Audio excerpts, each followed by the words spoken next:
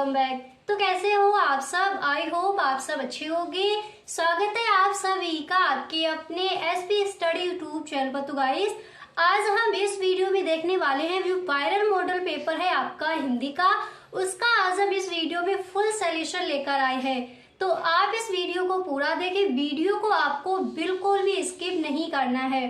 और गाइस, अगर सच में आपको ये वीडियो पसंद आए तो आप इस वीडियो को एक लाइक जरूर कर दें। ओके, तो आज हम देखने वाले हैं जो हिंदी का आपका वायरल मॉडल पेपर है उसका फुल सॉल्यूशन। इसी तरह से ऑल सब्जेक्ट के आपके, जैसे आपका इकोनॉमिक्स है, केमिस्ट्री है, फिजिक्स है एंड सोशोलॉजी है, ऑल सब्जेक्ट के जो भी आपके मॉडल पेपर हैं, प्रीवियस ईयर क्वेश्चन है, इंपॉर्टेंट क्वेश्चन है इस बार के बोर्ड एग्जाम के लिए, वो सारा कुछ आपको मिलेगा इसी चैनल पर। तो गाइस, अगर अभी तक आपने इस चैनल को सब्सक्राइब नहीं किया है तो आप इस चैनल को सब्सक्राइब कर लीजिए एंड बेल आइकन को भी प्रेस कर देना ताकि वीडियो की जो भी नोटिफिकेशन हो वो सबसे पहले आपके पास पहुंचे। ओके, तो चलिए बिना टाइम वेस्ट के वीडियो को स्टार्ट करते हैं। अगर सच में आपको वीडियो पसंद आए तो एक बार सभी दोस्तों में इस वीडियो को आप शेयर जरूर करें। Okay, so without any delay यहाँ पर गाइस देखिए, जो आपका हिंदी का वायरल मॉडल पेपर है उसका हम यहाँ पर फुल सॉल्यूशन लेकर आए हैं। तो गाइस, पहले हम उन क्वेश्चंस को देखेंगे जो 10 हमें क्वेश्चन दिए जाते हैं गद्य और पद्य से। तो कौन कौन से ऐसे क्वेश्चंस हैं जो इस बार के बोर्ड एग्जाम के लिए इम्पोर्टेंट हैं, पहले हम उनको देखेंगे। ठीक है, एंड यहाँ पर एक बार आप देख लीजिए जो आपका पेपर है उसका आपको फुल सॉल्यूशन यहाँ पर मिलने वाला है। एक बार आप देख लीजिए, पहले हम देखेंगे उन 10 क्वेश्चंस को, इसके बाद तो यहाँ पर देखिए गाइस फुल सॉल्यूशन आपको मिलेगा। और देखिए जो आपका साहित्यिक परिचय पूछा जाता है वो आपको किस तरह से लिखना है एंड जो आपका जीवन परिचय आएगा वो आप किस तरह से लिखोगे, पूरा कुछ यहाँ पर आपको बताया जाएगा। तो आप इस वीडियो में एंड तक बने रहें। ओके, तो चलिए शुरू करते हैं। तो यहाँ पर देखिए पहले हम उन 10 क्वेश्चंस को देख लेते हैं कि कौन कौन से ऐसे क्वेश्चन हैं जिनको आपको तैयार कर लेना है। ठीक है, तो यहाँ पर जो आपका फर्स्ट है तो दिया गया है कि भाषा युग वशिष्ठ के लेखक हैं।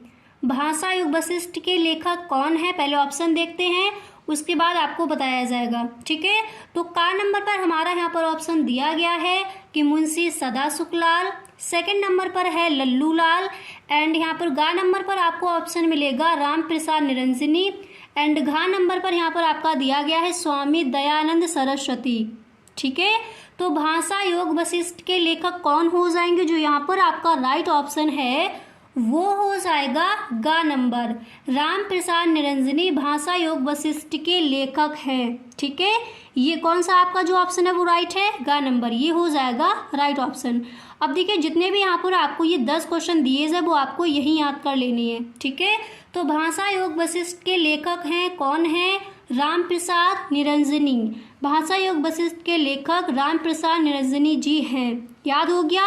एंड इसके बाद यहाँ पर आप देख सकते हो जो अगला है नेक्स्ट क्वेश्चन यहाँ पर दिया गया है कि सदल मिश्र की रचना है। ऑप्शन देखिए, ऑप्शन आपको मिलेंगे कि प्रेम सागर या फिर नासकेतोपाख्यान, सुख सागर या फिर यहाँ पर आपका दिया गया है उदय भानचरित। तो जो आपका राइट ऑप्शन है वो कौन सा हो जाएगा, गा नंबर हो जाएगा आपका राइट ऑप्शन। तो सदल मिश्र की रचना है क्या है, सुख सागर। सुख सागर किसकी रचना है, सदल मिश्र की। एंड भाषा योग वशिष्ठ के लेखक कौन है, राम प्रसाद निरंजनी। ठीक है, याद करते चलिए। तो सदल मिश्र की रचना है सुख सागर। ऑप्शन क्या मिले थे, प्रेम सागर, नासकेतोपाख्यान या फिर उदय भानचरित। तो सही ऑप्शन हो जाएगा गा नंबर। क्लियर, नेक्स्ट देखते हैं। अब यहाँ पर अगला जो है वो आपका दिया गया है, देखिए नेक्स्ट यहाँ पर है कि ध्रुव सामनी नाटक के लेखक हैं। ये तो आपको पता ही होगा। तो ध्रुव सामनी नाटक के लेखक कौन है, ऑप्शन आपको मिलेंगे जयशंकर प्रसाद, राम कुमार वर्मा, लक्ष्मी नारायण मिश्र या फिर भारतेंदु हरिश्चंद्र। तो यहाँ पर जो आपका राइट ऑप्शन है वो हो जाएगा का नंबर, जयशंकर प्रसाद हो जाएगा आपका राइट ऑप्शन। तो ध्रुव सामनी नाटक के लेखक कौन हो जाएंगे, जयशंकर प्रसाद। ऑप्शन क्या दे दिए गए थे, खा नंबर पर दिया गया था राम कुमार वर्मा, गा नंबर पर थे लक्ष्मी नारायण मिश्र एंड घा नंबर पर थे भारतेंदु हरिश्चंद्र। तो जो राइट ऑप्शन है वो हो जाएगा का नंबर, जयशंकर प्रसाद ध्रुव सामनी नाटक के लेखक हैं। सदल मिश्र की रचना क्या है, सुख सागर एंड भाषा योग वशिष्ठ के लेखक कौन है, राम प्रसाद निरंजनी।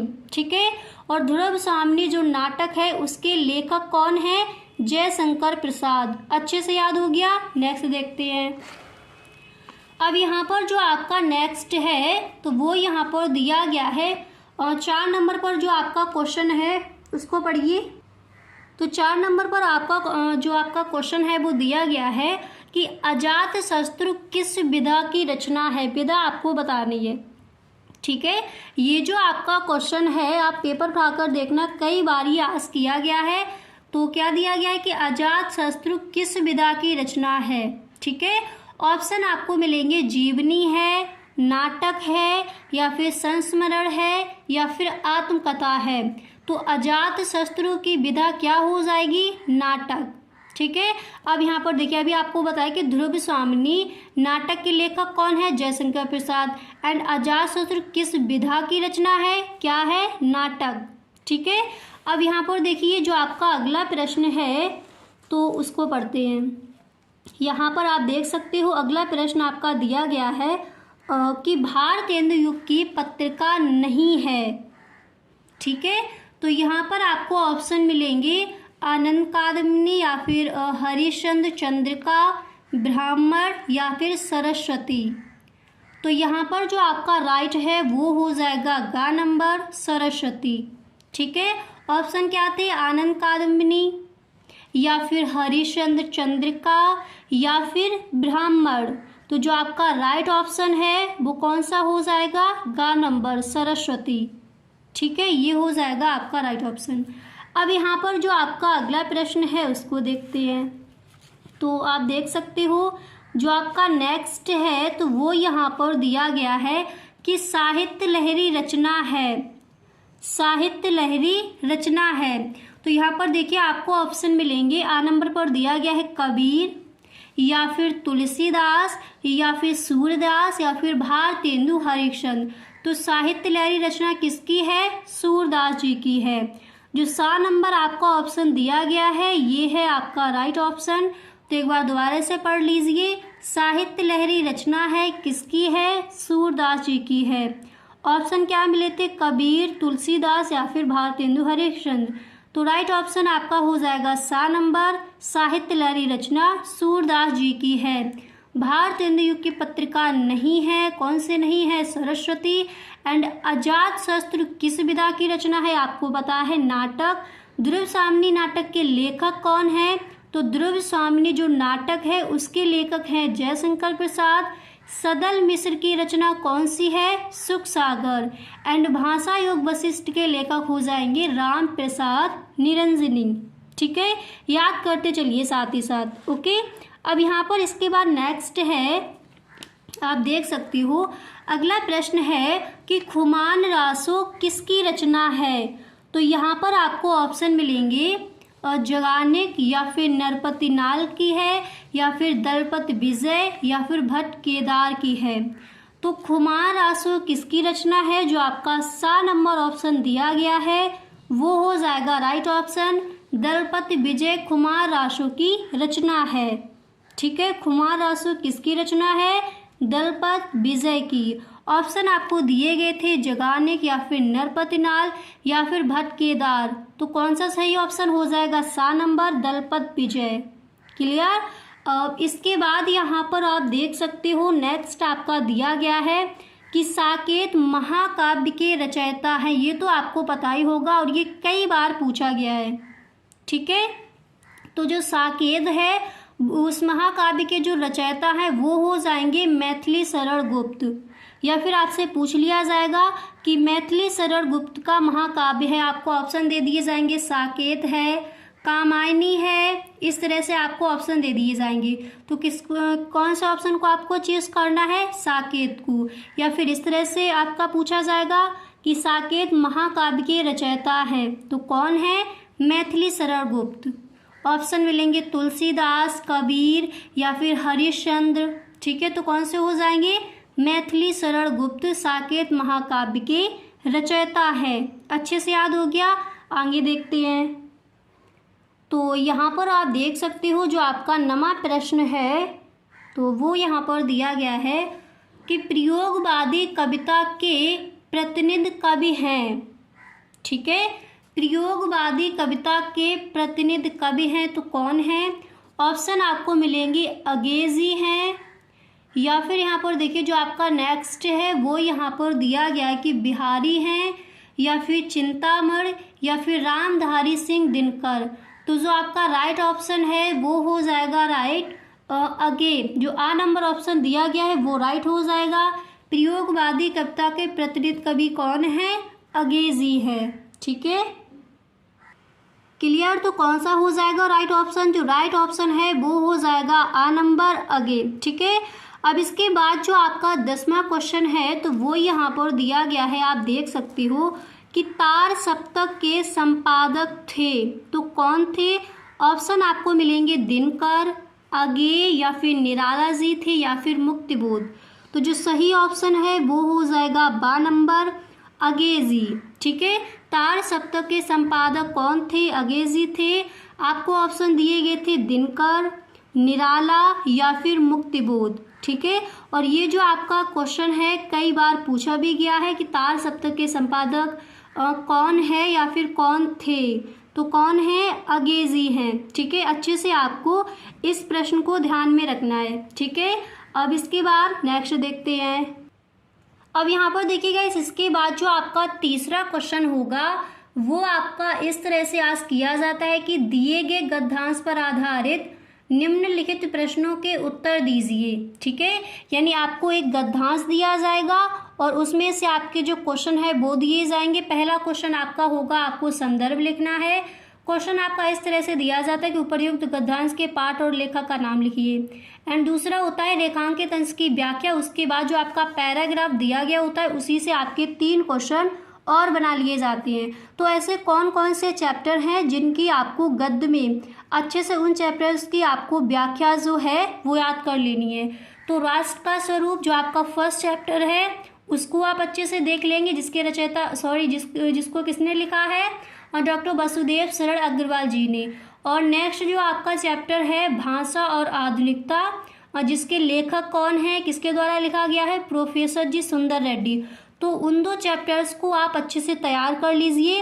एंड ये जो आपका पैराग्राफ मैंने यहाँ पर लिया है ये भी आपका इस बार के बोर्ड एग्जाम के लिए इम्पोर्टेंट है, तो इसको भी आप तैयार कर लेंगे। ठीक है, यानी भाषा स्वयं संस्कृत का अटूट अंग है, क्योंकि संस्कृत परंपरा से निःसृत होने पर भी परिवर्तनशील और प्रगतिशील है, उसकी गति विज्ञान की प्रगति के साथ जोड़ी जाती है।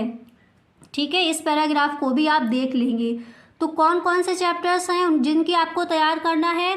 जो उनके आपकी जो व्याख्या है वो आपको तैयार कर लेनी है। राष्ट्र का स्वरूप एंड भाषा और आधुनिकता। अगर अशोक के फूल से आपका जो पैराग्राफ है, जो गद्यांश है वो दिया जाता है तो वो तो आप कर सकते हो। ठीक है, हर जो भी आपके स्टूडेंट्स है हर स्टूडेंट्स कर सकता है अगर अशोक के फूल से आपकी व्याख्या आती है। तो कौन से चैप्टर्स की अच्छे से तैयार करनी है? राष्ट्र का स्वरूप, भाषा और आधुनिकता, ये 2 जो चैप्टर है इनकी अच्छे से आप तैयार कर लीजिए। ठीक है, इसके बाद आपका 5वां क्वेश्चन क्या आता है तो यहाँ पर आप देख लीजिए। जो 5वां क्वेश्चन है वो आपका दिया जाता है कि निम्नलिखित में से किसी एक लेखक का साहित्यिक परिचय देते हुए इनकी प्रमुख रचनाओं का उल्लेख कीजिए। तो किन किन का आप याद कर लोगे? देखिए वासुदेव आप लिख लीजिए, वासुदेव शरण अग्रवाल जी का आपको जीवन परिचय याद कर लेना है और साहित्यिक परिचय दोनों ही आपको याद कर लेने हैं। ज़्यादातर आपका साहित्यिक परिचय पूछा जाता है और उसमें बोला जाता है कि उनके प्रमुख रचनाओं का उल्लेख कीजिए। तो वासुदेव शरण अग्रवाल, हरिशंकर परसाई एंड डॉक्टर हजारी प्रसाद द्विवेदी, इन लेखकों के आप गद्य में जीवन परिचय अच्छे से याद कर लीजिए। जो भी है साहित्यिक परिचय, जीवन परिचय अच्छे से आपको याद कर लेनी है। तो डॉक्टर वासुदेव शरण अग्रवाल जी का यहाँ पर मैंने आपको जीवन परिचय लिखकर बताया है। ठीक है, और आपको साहित्यिक परिचय कैसे लिखना है वो भी यहाँ पर बताया जाएगा। तो पहले आप देख लीजिए, आप अगर जीवन परिचय लिखने के लिए आए तो वो आप किस तरह से लिख कर आओगे कि एग्जामिनर आपको फुल मार्क्स ही देकर जाए। ठीक है। तो हिंदी में आपको इस बार अपने पूरे के पूरे नंबर लाने हैं गाइस। अगर आप सच में इस बार 90+ स्कोर करना चाहते हो तो अभी से आप इस चैनल को सब्सक्राइब कर लीजिए, क्योंकि ऑल सब्जेक्ट के जो भी आपके मॉडल पेपर हैं, प्रीवियस ईयर क्वेश्चन हैं, वो आपको इसी चैनल पर मिलेंगे, ठीक है। और आपको हमें कमेंट करके बताना है कि आपको कौन सा सब्जेक्ट के इंपॉर्टेंट क्वेश्चन या फिर मॉडल पेपर के फुल सॉल्यूशन चाहिए, तो वो आपके लिए वीडियो लाया जाए, ठीक है। तो यहाँ पर पहले देख लीजिए डॉक्टर वासुदेव सरल अग्रवाल जी का आप जीवन परिचय किस तरह से लिख कर आओगे। तो सबसे पहले आप डालोगे डॉक्टर वासुदेव सरल अग्रवाल, उसके बाद आपको हेडिंग डाली है जीवन परिचय, ठीक है।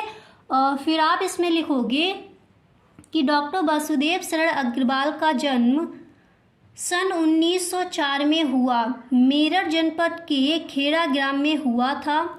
इनके माता पिता लखनऊ में रहते थे, ठीक है। अतः इनका बचपन लखनऊ में व्यतीत हुआ और यहीं इनकी प्रारंभिक शिक्षा भी हुई। फिर आप लिखोगे इन्होंने काशी हिंदू विश्वविद्यालय से एमए तथा लखनऊ विश्वविद्यालय से पाणिकालीन भारत नामक शोध प्रबंध पर D.Litt की उपाधि प्राप्त की, ठीक है। इसके बाद आपको लिखना, यहाँ पर आप देख सकते हो कि डॉक्टर अग्रवाल ने पाल संस्कृत एवं अंग्रेजी भाषाओं, अब यहाँ पर जब इनकी आप भाषाएं लिखोगे तो आपको इस तरह से हाईलाइट कर देना है अपने ब्लैक पेज से, ठीक है। भाषाओं, भारतीय संस्कृत और पुरातत्व का गहन अध्ययन करके उच्च कोटि के विद्वान के रूप में प्रसिद्धि प्राप्त की, ओके।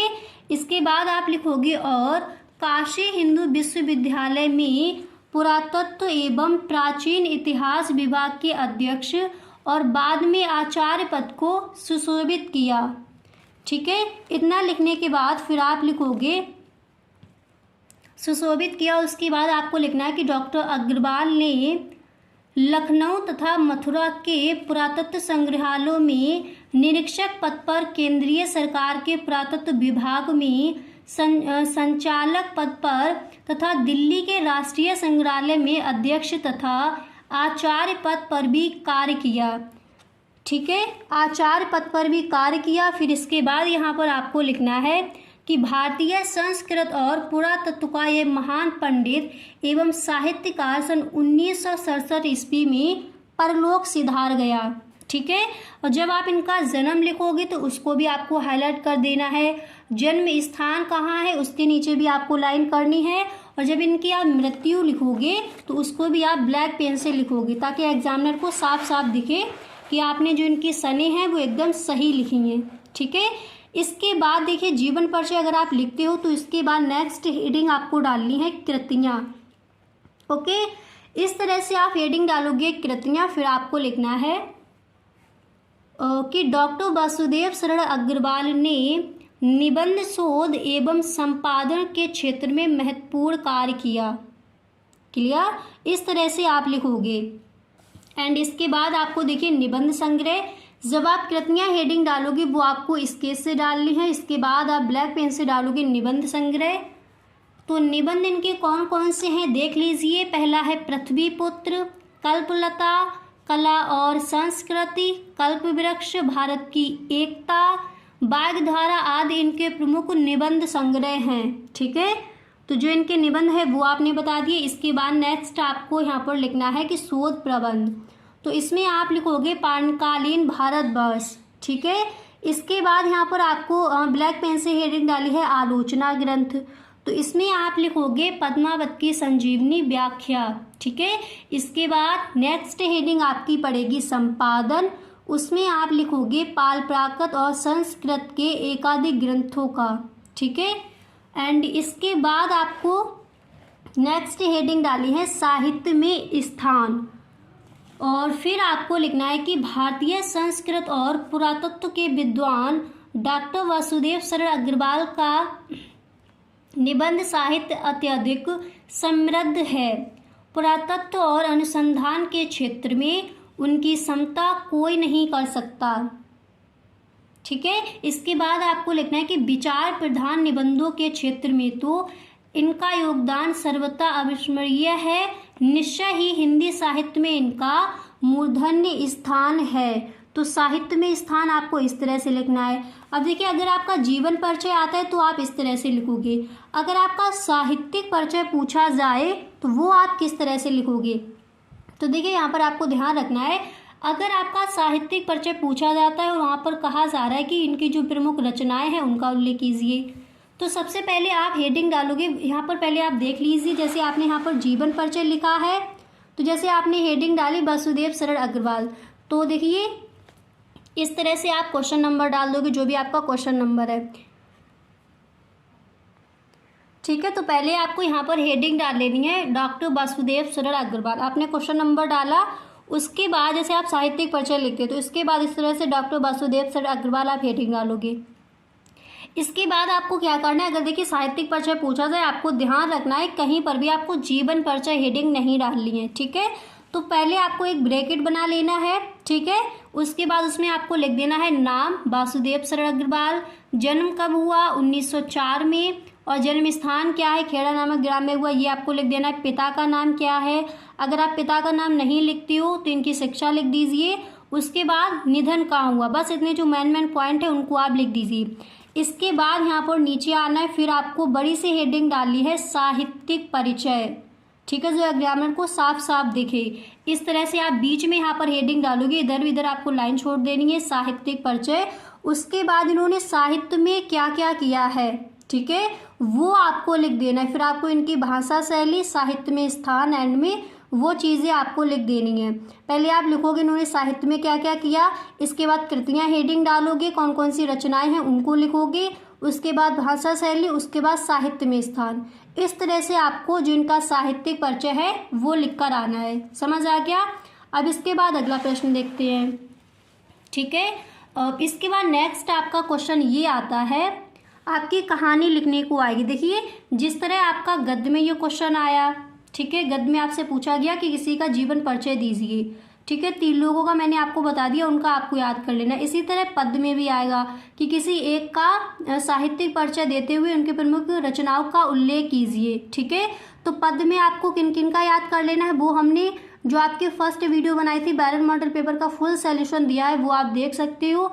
उसमें मैंने आपको बताया कि पद्य में आपको ऐसे कौन कौन से कवि हैं जो इस बार की बोर्ड एग्जाम के लिए इम्पोर्टेंट है, जिनके साहित्यिक परिचय या फिर जीवन परिचय, तो वो आपको याद कर लेने हैं। ठीक है, उस वीडियो में मैंने आपको बताया, अगर वीडियो नहीं देखा है तो डिस्क्रिप्शन बॉक्स में आपको लिंक मिल जाएगा। ओके, तो अब इसके बाद कौन सा क्वेश्चन आएगा, नेक्स्ट आता है कहानी लिखने के लिए। तो एक कहानी आपको याद कर लेनी है, बहादुर कर लीजिए, ध्रुव यात्रा कर लीजिए, लाठी कर लीजिए, कोई सी भी आपको अच्छे से एक कहानी याद कर लेनी है।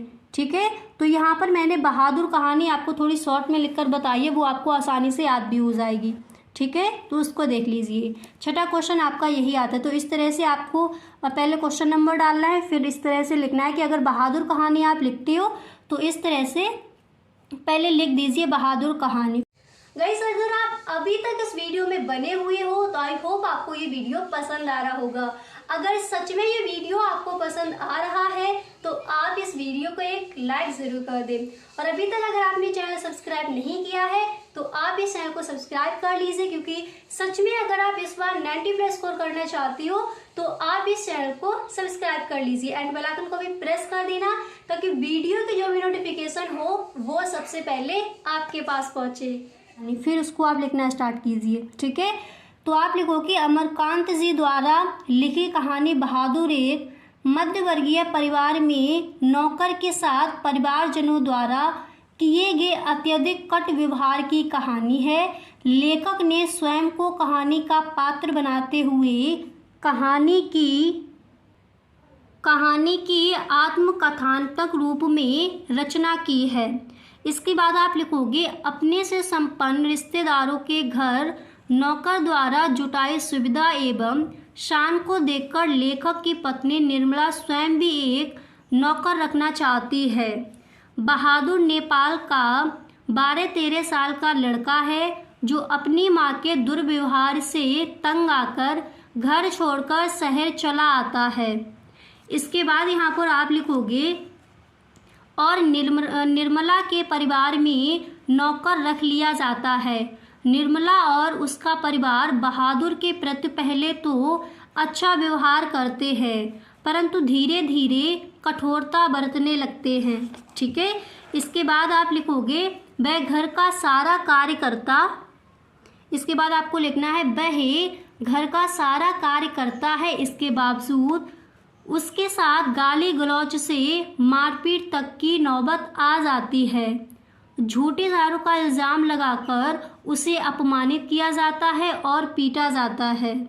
इसके बाद यहाँ पर आप लिखोगे अंततः बहादुर घर छोड़कर चला जाता है। ठीक है, थोड़े शॉर्ट में यहाँ पर आपको बताया गया है। अब परिवार के सभी सदस्य उसे ढूंढते हैं क्योंकि उसके कारण सब आराम के आदी हो चुके हैं। बहादुर की उपयोगिता देखकर सभी अब अपना घरेलू कार्य करने घबराते हैं। बहादुर के घर छोड़ जाने पर वे सभी पश्चाताप करते हैं। ठीक है, तो इतनी आप याद कर लीजिए। इस तरह से आप लिख कर आ जाइए, आपको फुल मार्क्स ही मिलेंगे। पर आपको अपना जो लेख है वो बहुत सुंदर करके लिखना है। ठीक है, जो एग्जामिनर को एकदम हाँ समझ आ जाए, एकदम पूरा याद है, अच्छे से लिखा भी गया है। ठीक है, आपको फुल मार्क्स मिलेंगे। इस तरह से आप बहादुर जो कहानी है इस तरह से आप लिख कर आएंगे। अब इसके बाद जो आपका अगला प्रश्न होगा वो क्या होगा, तो 7वां क्वेश्चन आपका दिया जाता है। एक आपका आता है ये वाला जो आपका है ये आपको चूज करना है। ठीक है, तो आलोक वृत्त खंड काव्य के आधार पर गांधी जी का चरित्र चित्रण कीजिए। आपको बहुत सारे दिए जाएंगे, एक का आपको लिखना होगा, तो आप इनका याद कर लीजिए। आलोक वृत्त खंड काव्य जो है ये आपको चूज करना है, इनमें से एक का आपको आंसर देना है। तो यहाँ पर जो क्वेश्चन है आलोक वृत्त खंड काव्य के आधार पर गांधी जी का चरित्र चित्रण, तो इसको देखते हैं। तो जब आप इनका चरित्र चित्रण लिखोगे तो किस तरह से लिखना है यहाँ पर आप देख सकते हो। फर्स्ट आपको हेडिंग डालनी है सामान्य मानवीय दुर्बलताएं। फिर इसमें आप लिखोगे कि गांधी जी का आरंभिक जीवन एक साधारण मनुष्य की भांति मानवीय दुर्बलताओं वाला रहा है। उन्होंने एक बार अपने गुरु से छुपकर मांस भक्षण किया था, किंतु बाद में उन्होंने अपनी इन दुर्बलताओं पर अपनी आत्मिक शक्ति के बल पर पूर्ण विजय पा ली। ठीक है, तो सामान्य मानवीय दुर्बलताएं पहले हेडिंग डालिए, फिर इसमें इस तरह से आप लिखोगे। इसके बाद नेक्स्ट हेडिंग डालोगे देश प्रेमी। बापू देश प्रेमी भी थे। ठीक है, तो इसमें आप लिखोगे कि आलोक वृत्त ने गांधी जी के चरित्र की सर्वप्रथम विशेषता उनका देश प्रेम है। वे देश प्रेम के कारण अनेक बार कारागार जाते हैं, जहां उन्हें अंग्रेजों के अपमान अत्याचार सहने पड़ते हैं। अपना सर्वस्व देश के लिए न्यौछावर कर दिया, भारत के लिए कहना था। फिर इसके बाद आप इस तरह से ये लिखोगे, ये आपको ब्लैक पेन से ही लिखना है। ठीक है, कि तू चिर प्रशांत तू चिर अजय सुर मुन बदिंद स्थित अपमें, हे सगुण ब्रह्म वेदाद गेद, हे चिर अनाद हे चिर अशेष मेरे भारत मेरे स्वदेश। ठीक है, इस तरह से आपको लिखना है। इसके बाद यहाँ पर आप नेक्स्ट हेडिंग डालोगे सत्य और अहिंसा के प्रबल समर्थक। ठीक है, फिर इसमें आप लिखोगे, ये अपने पास से भी आप लाइनें बना सकती हो। ठीक है, इसमें आप लिखोगे कि गांधी जी देश की स्वतंत्रता केवल सत्य और अहिंसा के द्वारा ही प्राप्त करना चाहते हैं। असत्य और हिंसा मार्ग उन्हें अच्छा नहीं लगता, वे कहते हैं। इसके बाद फिर आपको ब्लैक पेन से ये लिखना है कि पशुबल के सम्मुख आत्मा की शक्ति जगानी होगी, मुझे अहिंसा से हिंसा की आग बुझानी होगी। ठीक है, इसके बाद यहाँ पर आपको नेक्स्ट हेडिंग डाली है स्वतंत्रता प्रेमी। फिर आप इसमें लिखोगे कि गांधी जी के जीवन का मूल उद्देश्य भारत को स्वतंत्र करवाना है। वे भारत माता की स्वतंत्रता के लिए कुछ भी करने को तैयार हैं। वे देशवासियों को परतंत्रता की बेड़ियां काटने के लिए प्रेरित करते हुए कहते हैं। ओके, इस तरह से आपको लिखना है। फिर आपको इस तरह से ब्लैक पेन से लिखना है कि कहते हैं जाग तेरी अतीत स्मृतियां धिक्कार रही हैं, जाग जाग तुझे भावी पीढ़ियां पुकार रही हैं। ठीक है, इस तरह से आपको जो गांधी जी का चरित्र चित्रण है वो आपको इस तरह से लिखना है। ओके, तो गाइस कैसा लगा वीडियो? अगर सच में आपको वीडियो पसंद आया है तो please tell me in the comment box. Okay, thank you so much.